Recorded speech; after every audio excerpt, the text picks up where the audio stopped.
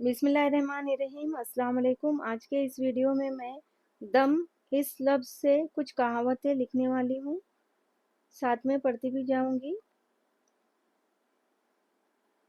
दम के मानी है सांस या नफ्स। पहली कहावत है, जब तक जब तक दम है तब तक गम है। जब तक दम है तब तक गम है। इसके मानी है, गम और फिक्र जान के साथ है।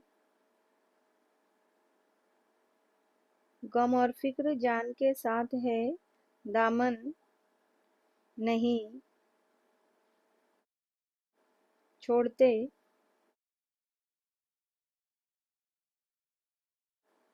यानी जिंदगी में गमों से निजात निजात नहीं। दूसरी कहावत है, एक दम उम्मीद, एकदम हजार उम्मीद। इसके मानी है, आखिरी दम तक दुनिया की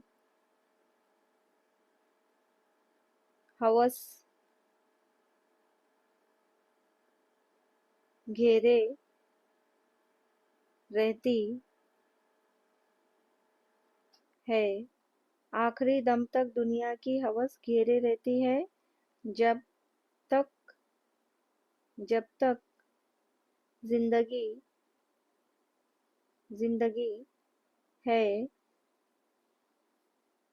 उम्मीद उम्मीद रहती है।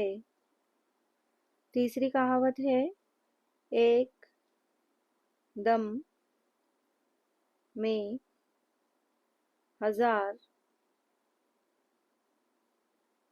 दम। एक दम में हजार दम मानी, एक की जात से एक की जात से हजारों को फायदा फायदा। अल्लाह हाफिज।